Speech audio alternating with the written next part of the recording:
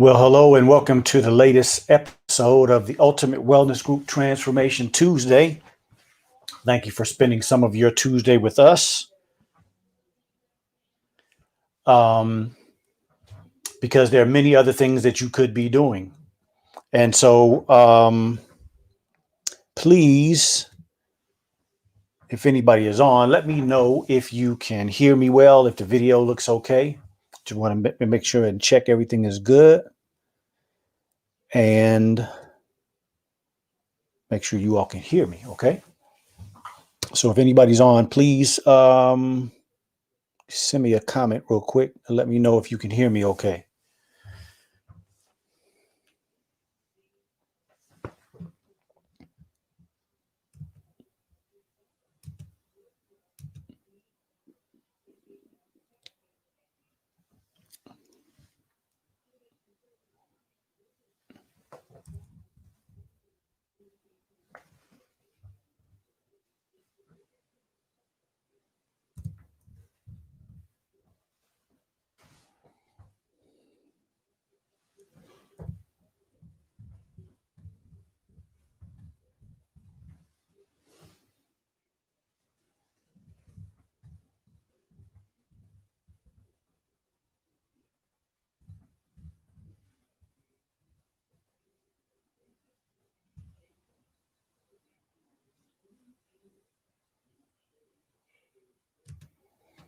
Okay, I apologize for that, y'all. You hear you clear? Okay, as far as video and sound. So Humbert, thank you very much. Aid Electronics, Walaikum Salam, and thank you, brother. I appreciate it. So let me get into the show. In the name of Allah, the Beneficent, the Most Merciful, I bear witness there is no God but Allah, and I bear witness that Muhammad is his messenger. I further bear witness that God came in the person of Master Fard Muhammad, taught one from among us, specifically the Honorable Elijah Muhammad, because he did teach many more than just the Honorable Elijah Muhammad, but specifically the Honorable Elijah Muhammad, who wrote that wonderful book right there, How to Eat to Live, which is the foundation of this show. And of course, they did not leave us in a time like we are in, a dark, perilous, a very difficult time. We've been left with a guide. And I speak none other than Minister Louis Farrakhan. And their names I greet you in the words of peace, of Assalamu alaikum. So let me just again explain that for anybody who may be here for the first time, who has not heard that type of introduction. The first thing that I am saying is that I want to give thanks to some power greater than I, right? And then we talk about being in the Spirit of God, or having the Spirit of God on us. And so, if you have a guide and you use that guide as the person who you follow, then you say, I wish you peace, or I come to you in the name of, so that the spirit of those guides, the Spirit of the Most High, will be among us and through us while we try to give our people, or give you, or give us, we interact with some information that's on a high plane, a high level of thought, and that we really do wish each other peace, right? As those of you who have been on here know, we are also at this point reading the Unapologetic Guide to Black Mental Health. And as you all will hear in the upcoming minutes, I'm going to explain how I believe that those of us that are reading, those of us that are part of the book club, this is being guided by something greater than us, I believe, because things are just seeming to work out so beautifully. There's no way I could do that. I don't know if any of us have the ability to make things work so wonderfully, but we thank the God for that, thank Allah for that, and we will continue to work on it and see how we can come out of this much better than we started, right? So let me do a couple of more shout outs, and then we will get directly into the show. We got James Williams, Sister Queen, and Orice Williams. Wa alaikum salam to all of you. I wanted to read something out of this illustrious book, How to Eat to Live by the Honorable Elijah Muhammad, if you all don't mind. And then I want to talk about what has happened to me over the last week And then I have a special guest that's coming in. Of course, I am dedicating these first 2 months, January and February, to our mental health. And I believe that this is especially important to mental health because without the correct diet, the brain will never work correctly.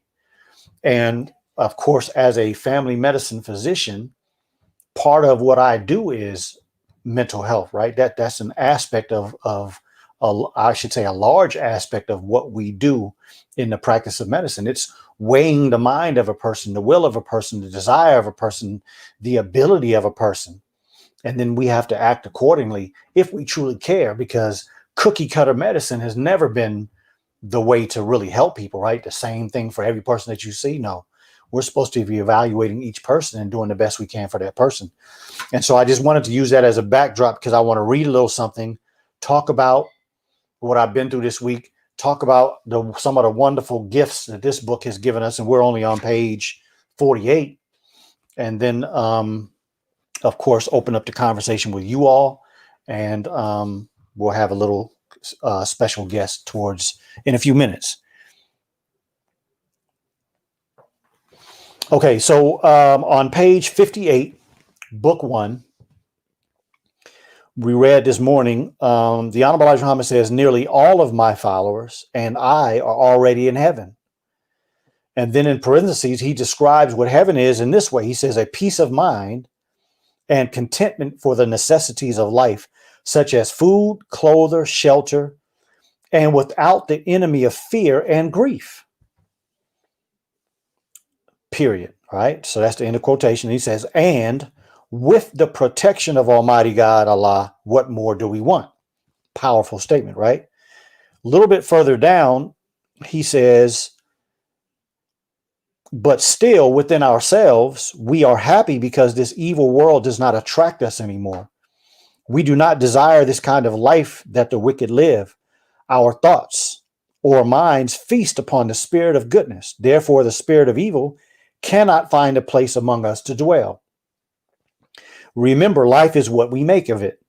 Stay away from hog, the swine, the stinking tobacco weed, the hot, fiery alcohol, wine, beer, drugs, foolishness, ignorance, madness, drunkenness, gambling, murdering, robbery, deceitfulness, lying, mockery, and seeking to take advantage of your brother and your sister, and believe in the presence of God in the person of Master Farad Muhammad, to whom praises are due forever.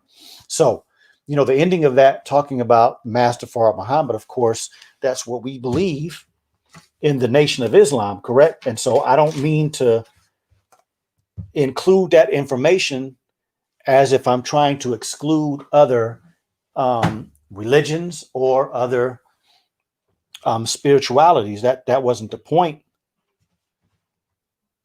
The point is definitely to just talk about that specifically, what he said.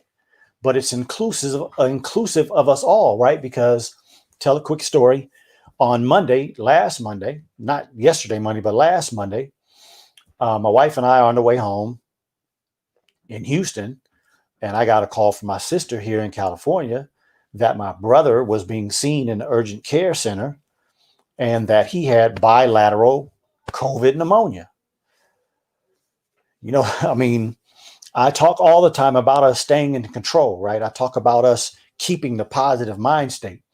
But I would be a liar if I sat here and I said that some negative thoughts didn't enter my mind. I'm in Houston. He's here in California. Immediately, my mom, because I'm still waiting for my wife. She had gone inside the store. I'm getting gas. She goes inside the store. I'm waiting for her to come back out. My mind is racing, but my mind is thinking, we got to go home. We got to pack. We got to get to California. Because yes, I'm thinking about my brother, but my mother stays in the house with him.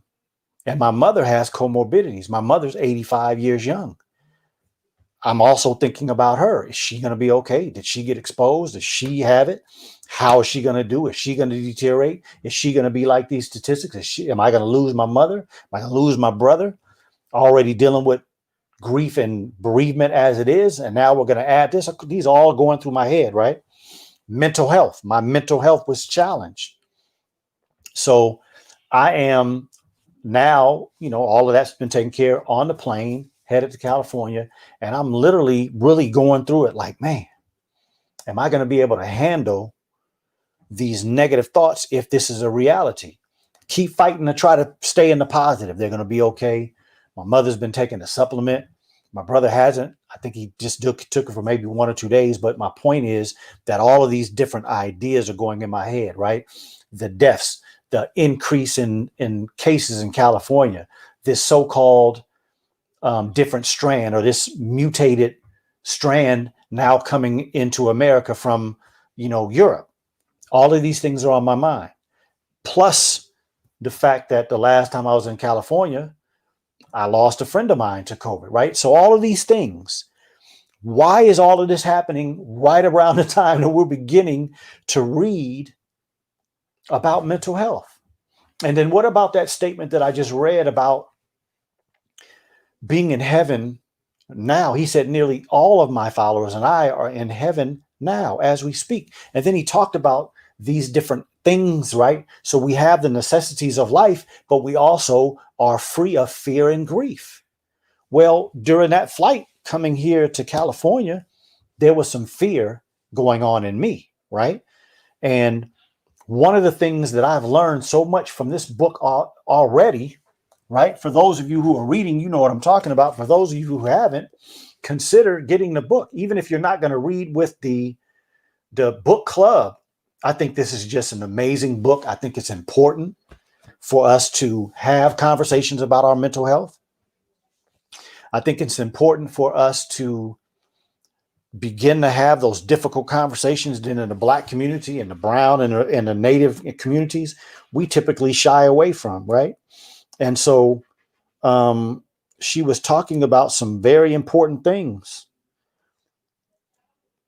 And so here's one of her explanations about worrying or anxiety. She says on page 42, anxiety is about the fears that you have of perceived consequences or potential confrontation, and what you do, avoid speaking up to manage your fears, right? So just finished reading these pages in the last couple of days as I am going through something that's very challenging for myself, right?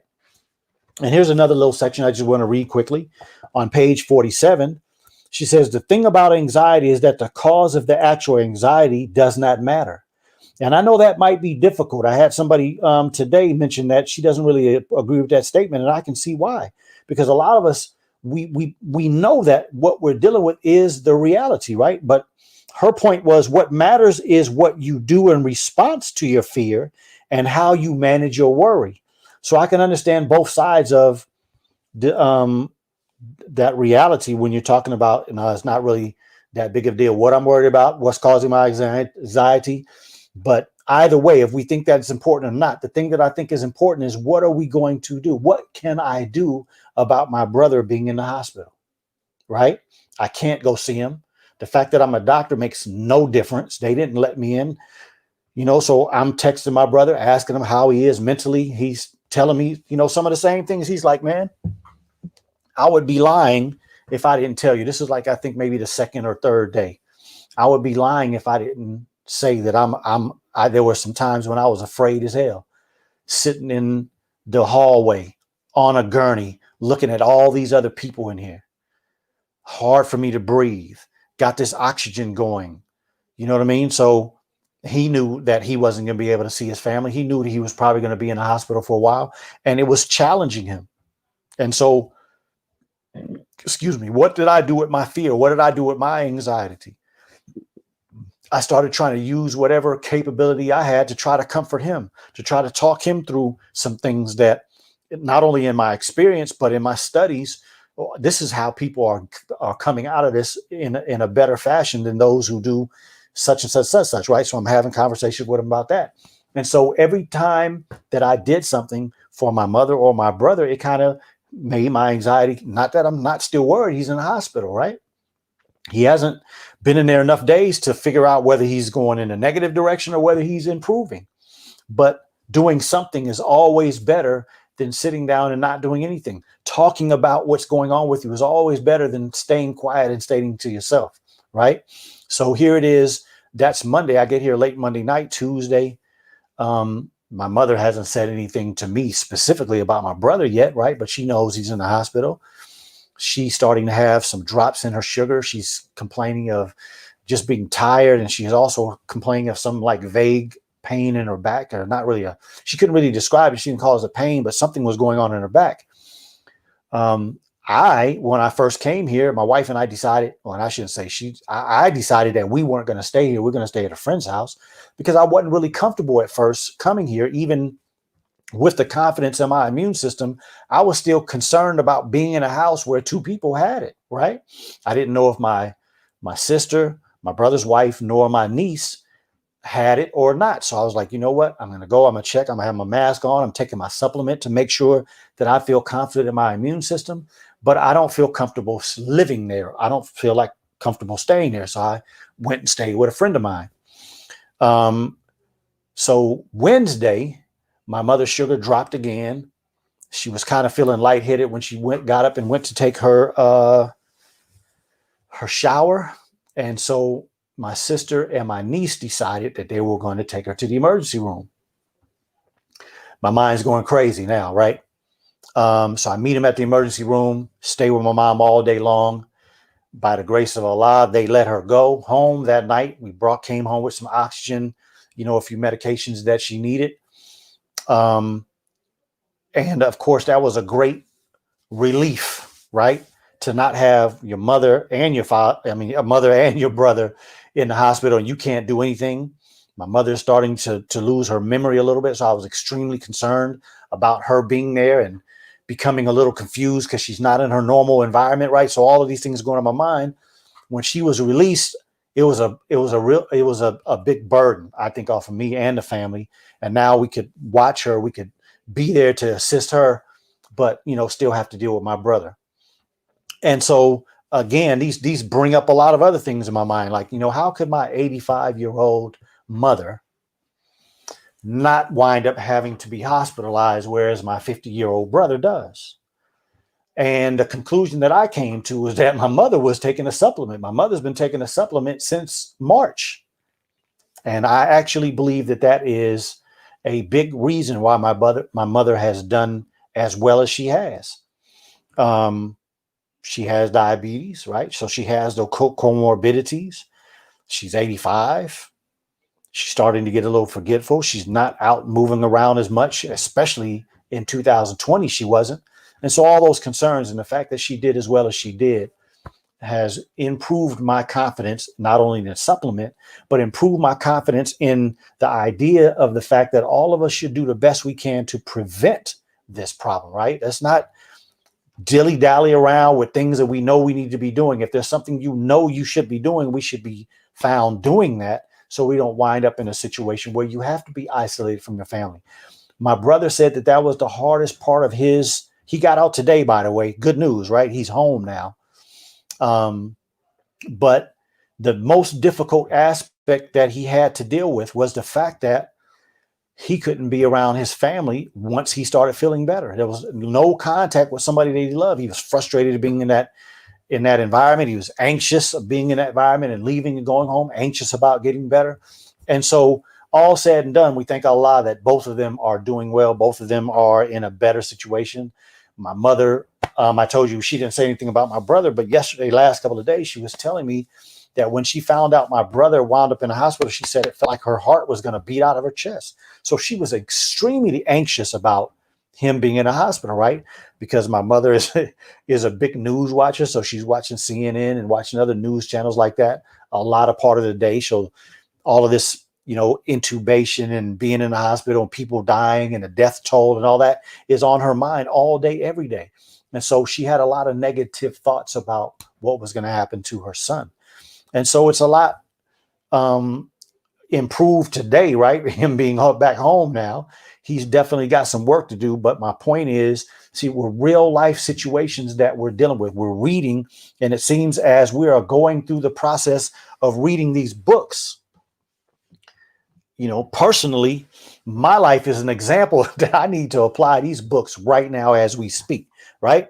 So I pray that gives you all a little vulnerability of me of talking about, some of the situation that I'm going through right now, and how I think that this reading that we're going through, the studying that we're trying to do, the application of what we're trying to do is right on time. One of the things that I learned also in the Church of Scientology doing some Dianetics is about documenting the things that you are stressed about, right? And so let's just say that you wake up in the morning and you got 5 or 6 things on your mind and you're kind of stressed out about getting them all done. One of the things that they suggested is you write each one of them down. Problem A, problem B, problem C, problem D, problem E. Okay, problem A, what can I do about that today? I'm still taking care of my mom. I'm working on whatever I need to work on because my brother's coming home. Okay, so what can I do about A? Can I make a telephone call? Can I give this to somebody else to help me? Problem B, oh, you know what? I can make a 25-minute call and talk to this person while I'm on the way to the post office, do whatever I have to do at the post office. And then problem C, I got somebody that can handle that for me. Problem, you see what I mean? So every time we have these things that are weighing on us and causing us anxiety, if you just do something towards that problem, sometimes it relieves a lot of stress off of you. So I just wanted to share my personal little situation with you all, and also just share a few of the things that I've learned, over the years of how to take care of my stress, because of course, sometimes we as physicians can be extremely stressed out because people's lives are in our hands, right? But we also can be sometimes stressed out. Not only that, but we got all of our other problems, right? We're dealing with wife problems and husband problems and children problems and financial problems, all this kind of stuff, right? I spoke to a friend of mine the other day. A physician has his own practice and dealing with some financial issues because his wife was laid off. These are real realities, right? Just because we're physicians and whatever, all of us have some of the same vicissitudes of life, right? So let me get to a couple of comments, and we're going to go ahead and bring my guest in. It's not going to be a long show today. Just wanted to share with you all a few things, right? And dealing with this mental health that we're on for the next 2 months. So let me know some of you all's suggestions on how you handle your stress as we go through the rest of the show. Okay, Lynn Ali, wa alaikum salam. Good to see you, my sister. Leroya, wa alaikum salam, my sister. Special lady, good evening. Linda Muhammad, wa alaikum salam. Faith Brooks says, thank you for this, brother. Praise be to Allah. Thank you, my sister. Linda Muhammad, they are do better. Oh yeah, I just talked about them doing better, right? Sister Queen says, prayers that allow a heal and restore your brother and mother back to 100% good health. Yes, ma'am. I pray that they will get there too. Assalamu alaikum, listening from Poughkeepsie, New York. Regina Muhammad, thank you for coming in. Daisy Muhammad, praise be to Allah for your family doing better. My brother just recovered from COVID. I understand the mental stress. Yes, ma'am. Praise be to Allah. You are on the better side of it. Okay. So Humbert, you asked about drinking water and mentioning added sea salt. What I'm going to do, bro, is at the end of the show, I'm going to answer that question. Okay. So without any further delay, I'm going to bring my brother in. Brother Cliff. Yes, sir. Can you hear me? I can hear you. Wonderful, bro. How are you today? Doing excellent. All praises due to Allah. Thank you for having me. And, man, just hearing that about your family, I'm gonna be praying for your family. Thank you. And it can be stressful sometimes hearing about other people's stress, but I mean it's real. So yes, sir. Thank you for sharing. Thank you. I appreciate that, my brother. Yes, sir. Yes, sir. So let's go ahead and jump right into it, bro. Tell us a little bit about yourself and about your business and what you do, please. Okay. Professionally, I go by Coach Cliff. I am a chess instructor here in Houston, Texas. Been teaching chess for about 20 years now, going in and out of the school systems, working with a variety of demographics, everywhere from inner city to private school. And we start teaching at the age of 3, and we go all the way up, and we get students involved with chess competitions locally, statewide, nationally, and internationally. So that's that in a nutshell. Yes, sir. Can you talk a little bit about how you got into chess, and like what are the things that attract you? I would say, because what I know is that when I see you play chess, when I see you teach chess, it's like my profession and what I do, I see that you have a passion, you have a love for what you do. It's not work to you. You have this aura about yourself when you're doing it. It's like you in heaven, like we mentioned a little minute ago, right? So talk a little bit about that. What would you express as far as that perspective? Okay. Interestingly, with the topic, I don't even think you knew this, but I was a college football player. Mm-hmm. I was a very accomplished high school player, all-state player, and I got recruited from all over the country to play college ball. Long story short, I stayed here in Houston to play ball, and when that did not work out, I really didn't have a plan B or plan C. And so I didn't know it at that time, but I did go into a depression of not really having a backup plan when that ended. And so my mother, she was really observant and noticed that I was in a depressive state. Just tried a variety of things to kind of get me out of this funk. And she bought this chessboard and just kind of had it as decorations at the house.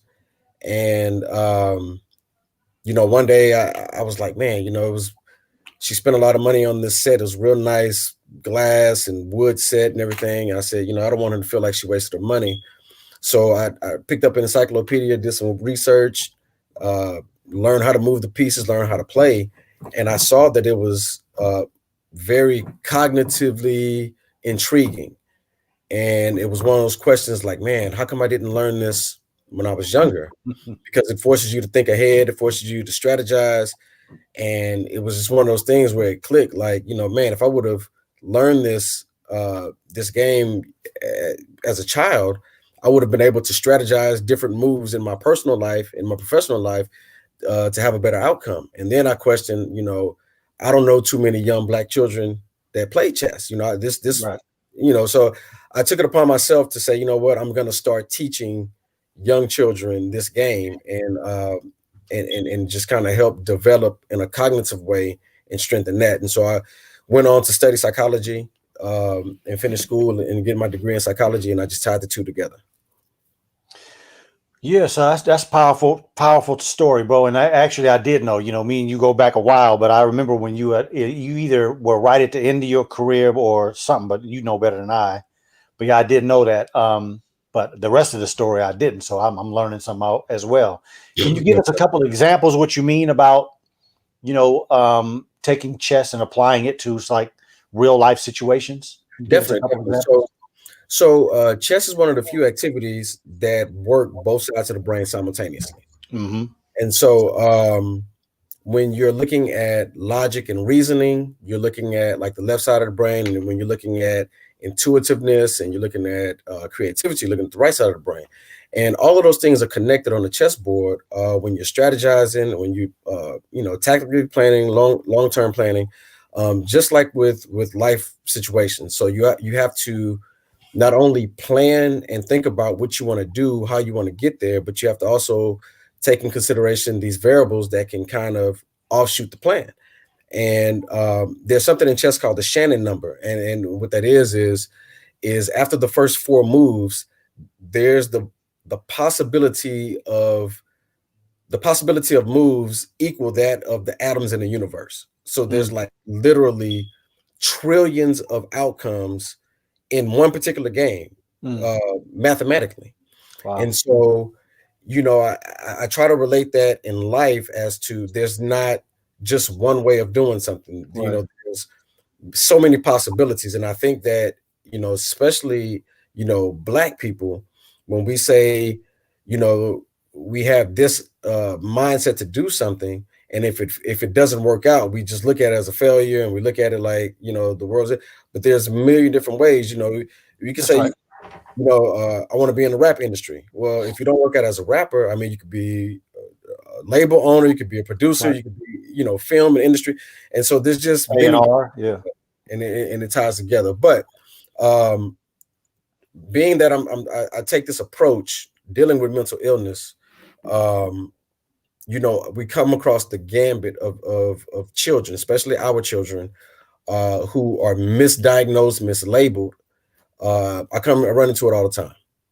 And so, the way I look at it at mental health with chess, I look at it as, was the mental health diagnosis, quote unquote, was it caused by trauma? Was it caused by circumstance? Was it caused by genetics? Was it caused by diet? And or vaccinations. I mean, who knows? Right. But we have everything from a diet change that can change a child's behavior, to what's going on in their household. What kind of trauma has this child, mental trauma has this child been in, that's making them act this way? And how can we use chess to center their thoughts, to kind of redirect the thinking? Most of my students that teachers or administrators give to me, they just say, hey, they have ADHD.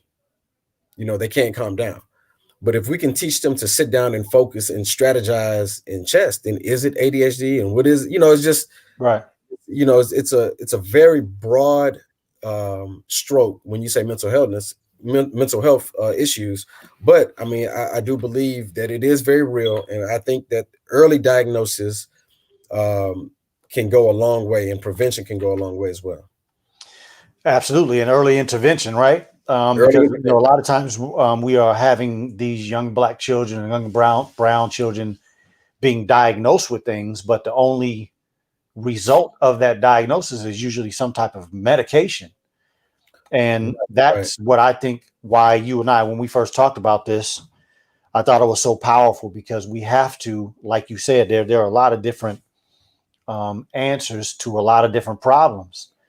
And unless we have these type of conversations, unless people that are doing things differently are given the opportunity to express it and show what it is that they're doing, then we won't have the open mind to see that. And that, to me, is part of my reality. I was, of course, as you know, I was practicing traditional medicine. I don't think I ever was traditional, but I was practicing based on what I was taught in medical school, based on what I was taught in my residency program. And it was that wonderful book behind us, How to Eat to Live, that changed everything. But I literally had to learn how to apply that. I had to learn to do something different.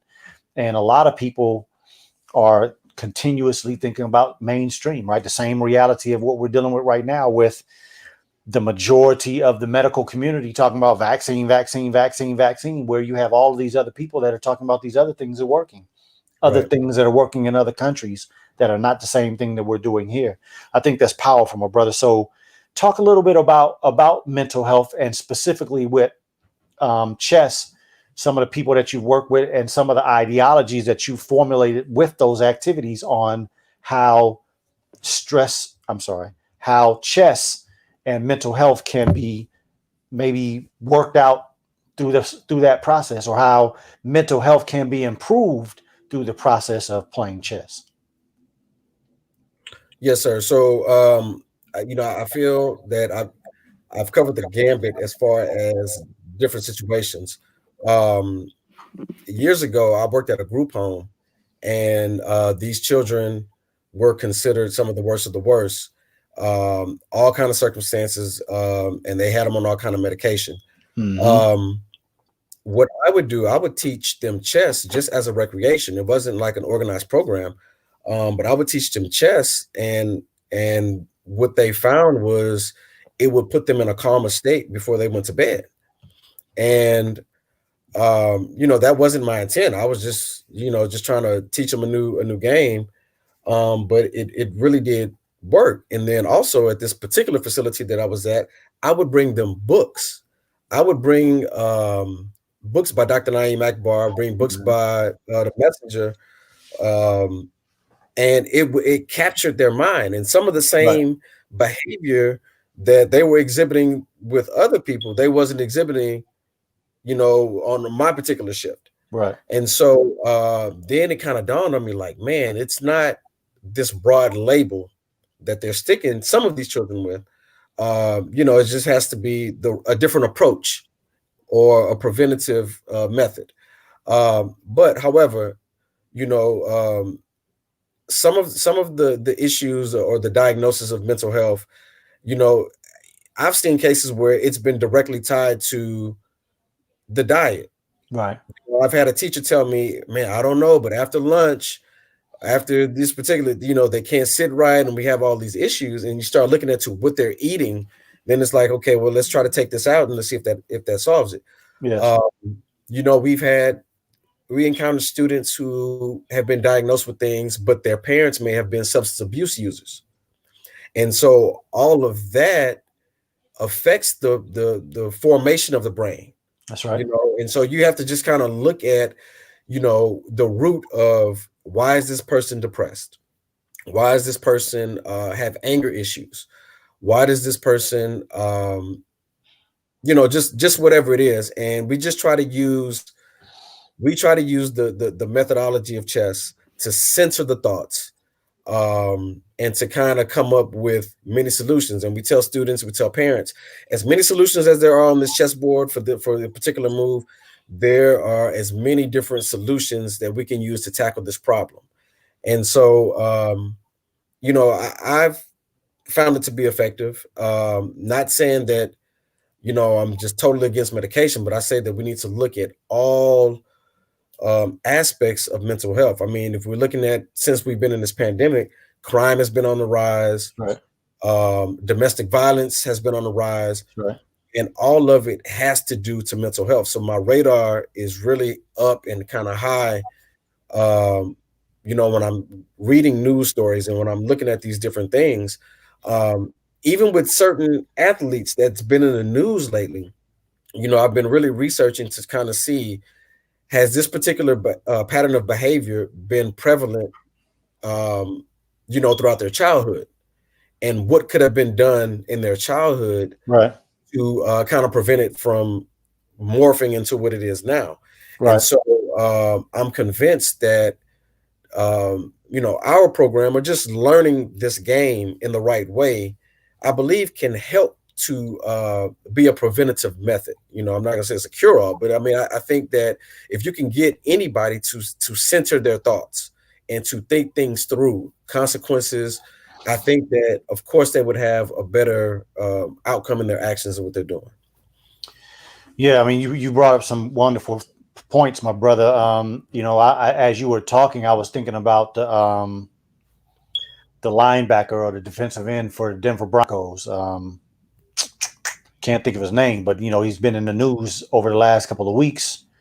Basically about this woman, I guess, that he got pregnant, and he's telling her to get an abortion or whatever the case may be. And it's a lot of that, man. A lot of social media, a lot of public display of people's mental health problems. And I think as a community, a lot of times we get down, like especially these young rappers. I hear a lot of people talking so negatively about them. But I know what I've seen in the last couple of months. I've seen some of these young guys with some very, very intuitive thoughts. You know what I mean? There was one young guy, I can't remember his name, but he was doing posts on giving up his Ferrari and giving up his Lambo and giving up his Bentley because the notes were $2,300 and $3,500 a month. He was like, well, I'm wasting my money. That's very mature for a young brother in 20 years old. Right. Another guy, you know what I'm saying? That I think his name is NLE Chopper. He was telling some other guy something, Dex. I guess they didn't know each other personally, so he was telling him through social media, man, hey, look, you're not looking good, you're not looking healthy. Why don't you go get some help? And this dude named Dex winds up in a rehab facility. And so, I know, as a person that sits and has his show and talks to you all about health, I'm not 100% with my mental health, right? Yeah, but there's no telling how crazy I would have been if I would have had millions of dollars when I was in my late teens and 20s. Right. There's no question that the type of activity that I did was crazy, would have been taken to a whole nother level. And so a lot of these people that we have out here are young people that have been through some of the same ravages my brother's just talking about the violence in our communities and the lack of father figures and the inability of mothers to be able to handle all of the stress and all of the responsibility that are put on them when men leave. A community that takes advantage of our children. These are very real things that we're dealing with as Black people, in addition to this pandemic for 2020, right? In addition to the financial stresses and the relationship stresses and the own health of our family members. It's a difficult time, and I am sure that as we have these type of conversations, the more we have consideration and kindness to another person as they're going through theirs, that's going to reverse and come to you when you go through your difficult times. That's just the reality of life, right? You get what you give, right? And so I think that the points that you bring are extremely important, bro. So what kind of ideas do you have? I mean, what is this doing as projection into the future? We're living in a very difficult time right now. You see chess as being one of those things that can give some of these young people some, let's say, reprieve for a period of time, right? Because if they come in there in your class or they come in there in a tournament, they get a little reprieve. And it reminds me of that movie. I can't think of the name of it, bro, but I'm sure you know the movie with the sister from Africa that won the whole chess tournament, right? Queen of Katwe. Queen, right? So when she was playing chess, she was free of thinking about her sister that was out there selling herself to try to help her mother. Her mother was struggling. Her brother was, kind of not really, didn't seem like he was really connected to anything. She was worried about him being pulled into the street life and those type of things. She was at peace while she was playing chess, right? But when you come off of that chessboard, you got to go back into real life. And a lot of our young people have that reality. And so while we're talking about mental health during this month and next month, I would like for us to also consider that as we improve ourselves, and that's why I commend you so much, brother, because as you improve yourself, you're helping a lot of young people, even though they have to go back into those environments. Right. A lot of times when they have places of reprieve, they're growing in their ability to be able to handle what's in their environment. They sometimes can take some of these problem-solving techniques and things that they learn by being exposed to other things, and they can go back into their environment and help other people and show other people a different way. And so what do you see as the future in what you're doing, and maybe some ideas that you have that could promote your chess on let's say a grander scale so that more people consider things like chess to help with their children when they have been given some of these unfortunate diagnosis or labels? I think that specifically dealing with mental health, I think that if we can get to the root of what's causing whatever the condition is, I think that gives everybody a head start. So in How to Eat to Live 2, the Most Honorable Elijah Muhammad mentions, and I haven't gotten clarity on this, I just have to go with my opinion, but he mentions social diseases in this book. And so, this is language in the 60s, but I took it as mental diseases for social diseases. Psychology is under the social science branch. So, I look at it from that standpoint. Yes, sir. So I think getting to the root of the issue is the key in order to nurture whatever that is. One of the things that we do, I know a lot of people see it on movies, the chess clock. Somebody makes a move and they hit the clock really fast. So we do utilize the chess clock when we teach the class and when we have tournaments. So with that, you can put an hour on a chess clock and the game can literally go on for hours.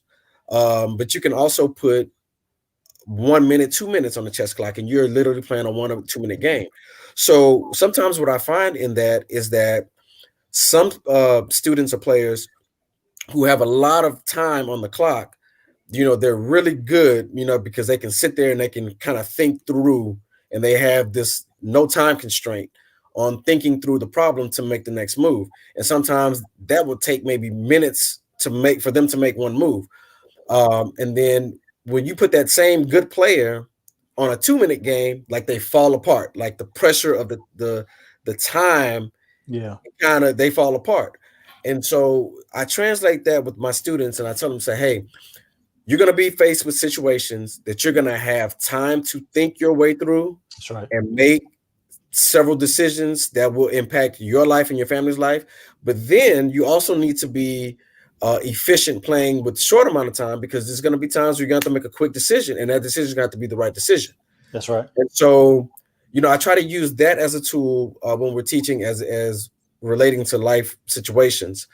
But I try to encompass the whole thing because I know everything can affect mental health. So the proper exercise that you're getting, the proper diet that you're getting, your home environment, all of those things weigh on our mental health. And so I kind of encompass all of that and kind of have my students like take a look and their parents and their family, like, hey, your child has a tournament coming up this week. We want to make sure that, we can have the peaceful environment. We can make sure that we just put them in the proper mindset so they can do well.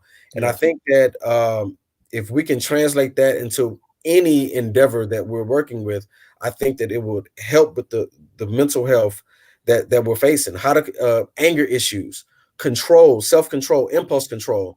A lot of these killings that we see recently are domestic. They're spur of the moment things that go left really fast. And in chess, what we do, when you move a piece, when you touch a piece, you have to move it. So whatever piece you touch in chess, you are committed to have to move it. And so just like, we're taught in the nation to think 5 times before you speak. Right. I tell it to my students, think 5 times before you touch that piece. Right. And how does that relate outside of this chessboard? These impulse actions, it can get anybody into a lot of trouble if you can't control the impulse. And so, of course, in psychology, if you cannot control your impulses, you get diagnosed with something. And so we just try to use all of these different tools to tackle impulse control, thinking ahead, consequences, and just kind of relate it. And so, some of these athletes, it almost seems like impulse. Right. No, not just athletes, but I mean, just the things that have been in the limelight, because we have social media and everything.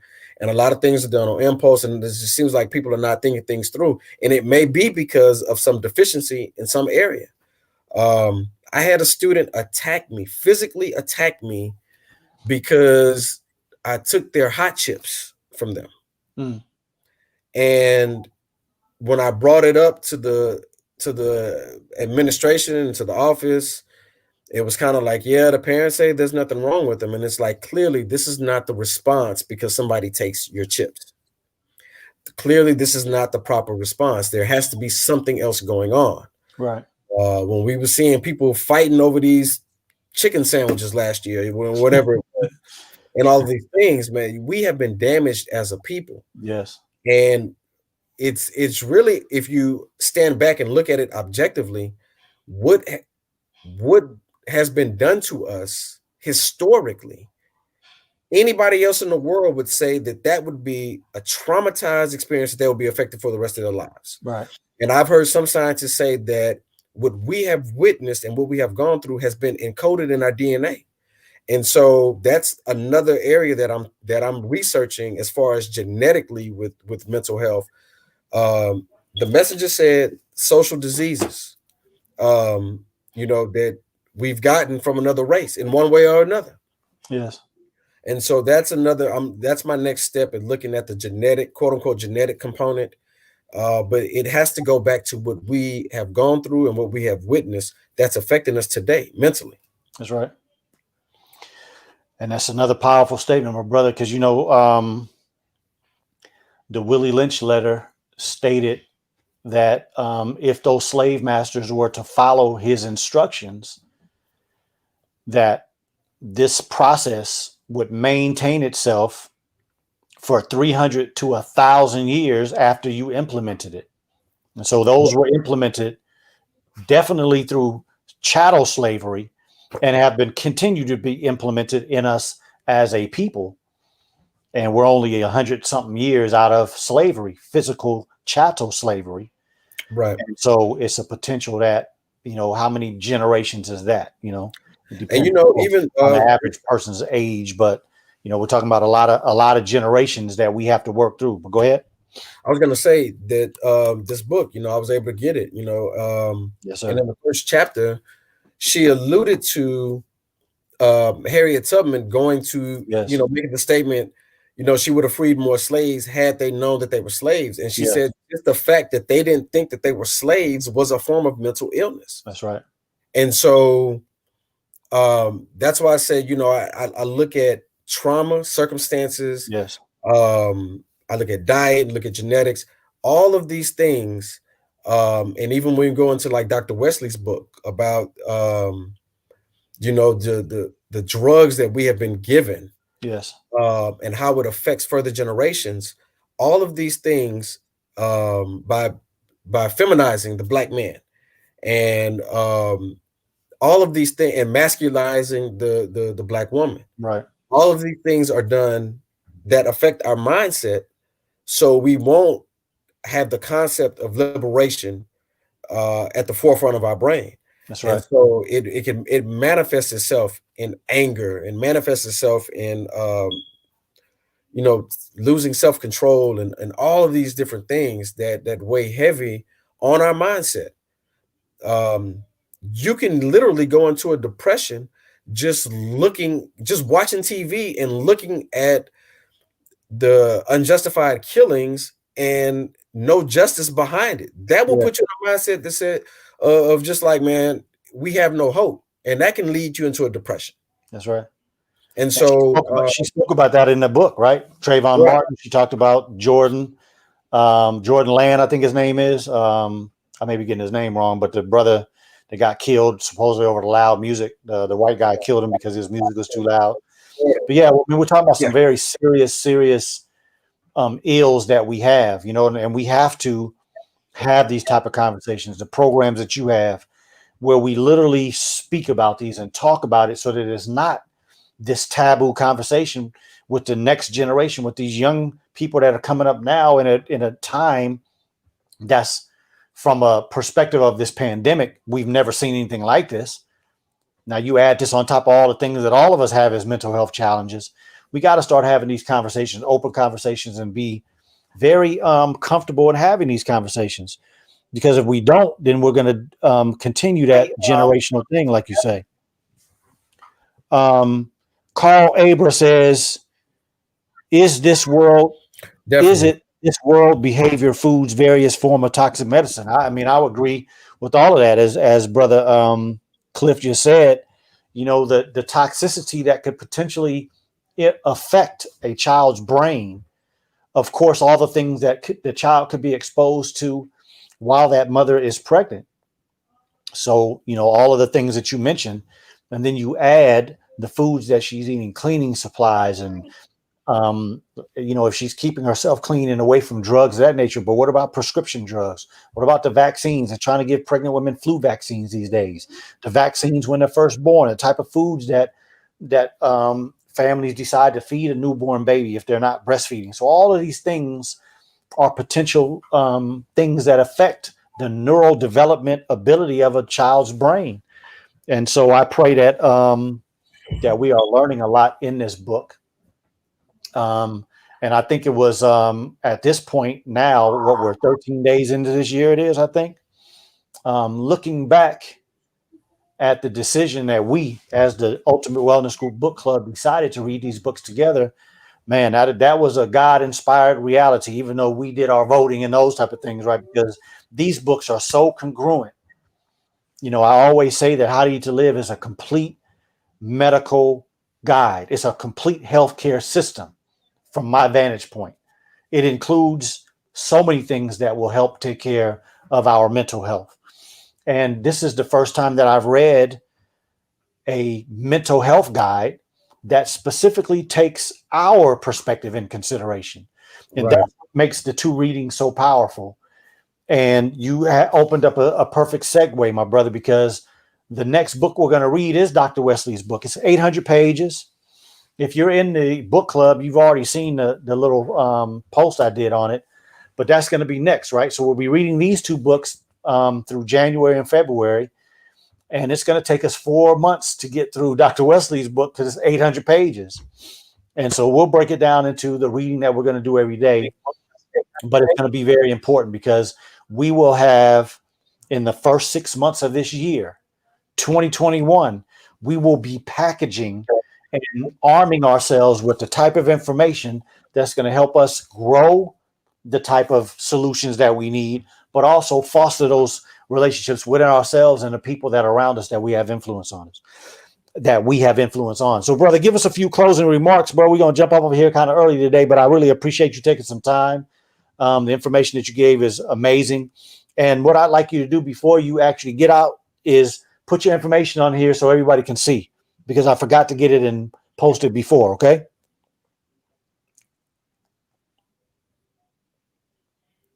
Lost sound, bro. I can't hear you.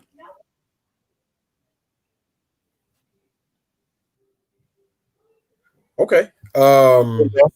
Man, I think that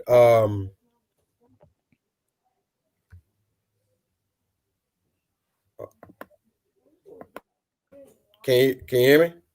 Yes, I can hear you now. You can hear me? Yes, sir. Because I'm having trouble hearing you now. Hmm. Go ahead, bro. You can go ahead. Go ahead and finish up what you were saying. Okay. Um, I think that self care would would be the it needs to be one of the hashtags for this.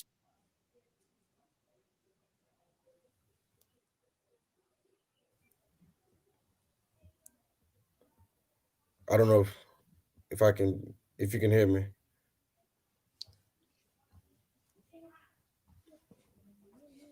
Sound like I'm having some tech issues. Okay. Well, while you get into that, bro, I'm gonna go through a couple of comments. Brothers and sisters, let me know if you can still hear him. Can you hear me? And Lynn Ali says the unfortunate thing for many children is that there are no outlets and no professional help to help through mental I'm challenges. having Right, trouble. especially in our communities. She also says because they don't quite know how to handle the things or even label the things that they are bothering them makes them behave poorly or act out. Exactly. And if we like we're having here, if we start, or I should say, continue having these kind of conversations and have it grow so that it's more comfortable for young people to have those type of conversations because we're comfortable having them around them, then they will be able to start making those connections a little earlier, right? And we'll start making some progress. Charles X. Moore, you said it's called Touch Move. Please explain to me what you mean by that. I'm not exactly sure. Linda Muhammad says, "Wild chess, praise you till I may Allah continue to bless you, brother. What you're doing? Yeah, he's doing a wonderful thing. You should see the way these children light up when they start getting good at that chess. It's amazing." Lynn Ali, this brother's doing a great thing, connecting chess to deal with behavior and mental challenges is genius. Yes, ma'am. Leroy Muhammad says, "I've always heard that chess was a great game to play in strengthening the brain and mind. I wish I had learned to play." Well, Sister Leroy, you taking care of yourself so much better and doing so many wonderful things. You're gonna live another 150 years, so it's never too late. I play a little bit of chess, but I want to get better at it as well and spend some time doing it. Such a wonderful game. I want to start playing with my children too. Spend some time with them like that. Sister Queen says, "All praise due to Allah for the phenomenal information that has been discussed and shared. Praise be to Allah." You can hear him, Charles X. Morkay. Brother Cliff had a different calling in life than the game. Wonderful. Yes, ma'am. Absolutely. Allah certainly brought him up out of that football, saved his body, and helped him start using that brain. Can you hear us good now, bro?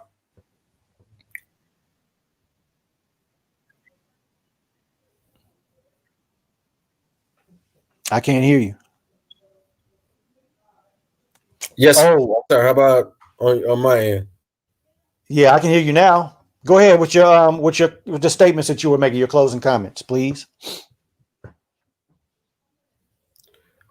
Man. Can you still hear me?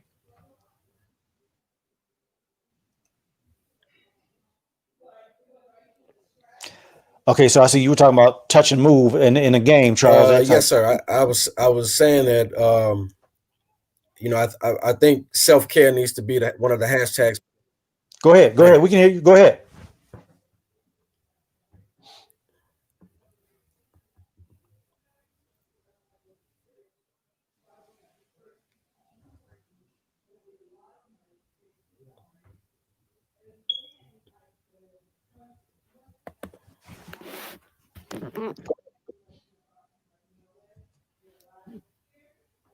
Okay, I was saying I believe that self-care should be one of the hashtags for this, for this year, and however we can accomplish that by being honest. If there's nothing wrong with having a therapist. There's nothing wrong with That's right.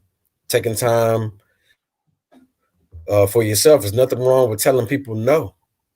If just saying no to people will give you peace of That's mind. right. And so I think that has to be the forefront of this new year, because as this new world is coming in, That's if right. we're not in the right mindset, we won't do right by ourselves or anybody else. Once we take on those roles of leadership.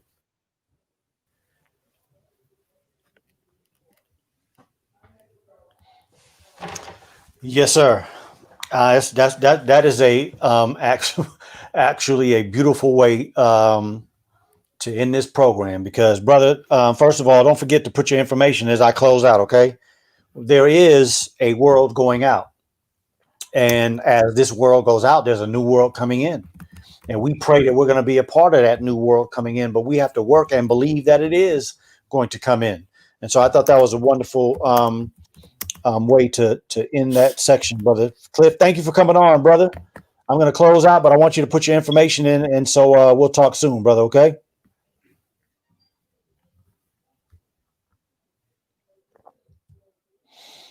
Brother, sister, I'm going to just close with just a couple of comments, and we're going to go ahead and get up out of here. Okay.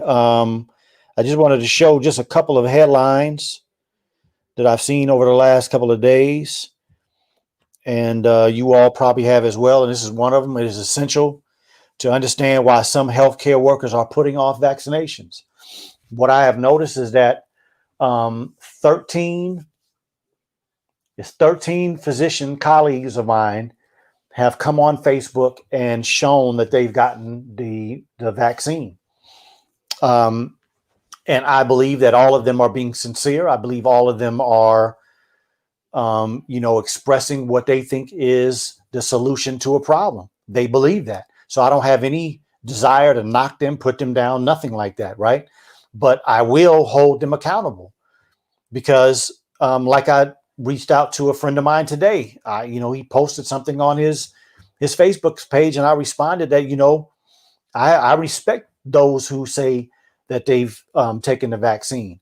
But, in 6 months or a year or whatever the case is, because the information hasn't come out from Pfizer or Moderna, they haven't had the vaccine out long enough to know long-term effects, long-term side effects, long-term sequelae. They don't know that.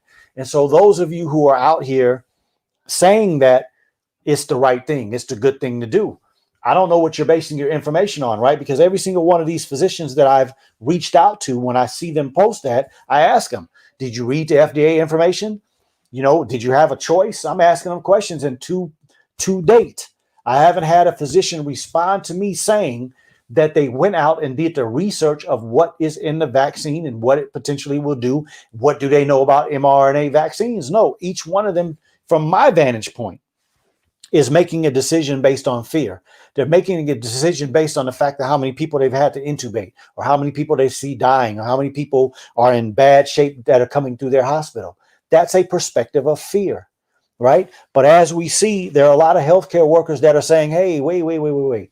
No, I think we need to go a little slower. I think we just need to be a little more time. And so the potential is that if this thing is made mandatory, that there is a certain percentage of the healthcare workers that are going to walk out of these hospitals, walk out of these clinics, walk out of these urgent care centers. And so a system that is already proving that it doesn't have the answers, already proving that it's broken, will be even further dismantled if a lot of a percentage of the people that are working walk up out of those facilities, right? And so I thought that was pretty amazing, the way that they are putting this in the news, right? Because it's going to be something major come real soon. And then lastly, I wanted to show this because I think this is false information. So here you have Moderna's COVID-19 vaccine expected to provide immunity for at least 1 year. I think this came out a couple of days ago, and it was on a number of different sites. But to my knowledge, the first person that was vaccinated with either Moderna or the Pfizer, which is pretty much the same technology as I've discussed before, was in March. So how can you come out and tell somebody that your vaccine is going to work for a year when it hasn't been in humans for longer than a year? To my understanding, right? The first person was injected with this new type of vaccine in March of last year or early April, somewhere around there, March or April. So we're still at 10 months out. We haven't gotten to a year. So how can you purport to the public that your vaccine is going to last a year? Because you didn't start the trials until later than that. And so the numbers have to dictate this type of information. You can't purport this type of information to the public if you haven't had enough people to prove that whatever your vaccine is supposed to do, that it did that for a year. And so I think this is premature. I think this is false information. I think this is propaganda for the reality of that you're going to have to get a COVID vaccine every year or a booster every year, like you do the flu. You see some of the stories coming out that scientists are starting to say that COVID is going to be somewhat like the flu. So there's a lot of information out there, brothers and sisters. We have a lot to consider. I pray that today's show made sense on why I started with my personal journey. Had a beautiful a beautiful idea of how my brother uses chess to help with mental health, not only the discussion about it, but helping young people manage their way through it. And so, as we continue to go through these next 2 months, we are really, really going to concentrate on application, right? And as I said, if you're still interested in joining the book club, it's not too late. You may have to do a little diligence to catch up with us, right? But I think it's some beautiful reading in the book club. We're having some good dialogue. In this book, the Unapologetic Black Guide to Mental Health, I think is posing, as I said before, posing things from a perspective that I've never read in a mental health book before. And so I think it's beautiful. I think it's going to give us more ammunition to challenge our minds to come up with even more things to help us manage our mental health and improve our mental health, right? And so as we go through these next 2 months, I think we're going to be strengthened, we're going to be empowered, and we're going to personally get more healthy, as well as start to infect and affect the greater community to make some benefits as well. Okay. So last few comments, and then we're going to jump off from here. Sister Queen says, saying no this year has become my mental mantra. There you go. I had to learn that myself. Yeah, you got to say no. You got to take some time for yourself. I do that. I cut off the phones, cut off the email. I cut off all that stuff sometimes. Like especially this last week, I know I'm behind on responding to some people that have reached out to me because I just had to try to focus a little bit and try to keep my mind together. And I'll get it together and get back to everybody. But that's important. Saying no, absolutely. Charles X. Moore says, mass vaccinations has never worked. It only made problem worse and caused more widespread death. Absolutely. In every situation that I've studied, vaccination has never done anything but worse in situations. And so again, there are many reasons why we should question vaccinations.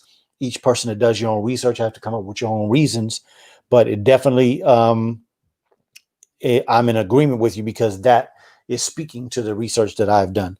Khalil Flower says, Assalamu alaikum wa alaikum salam. Thank you for stating these facts. The vaccine companies' claims do not make sense, but people are not doing their research. Absolutely.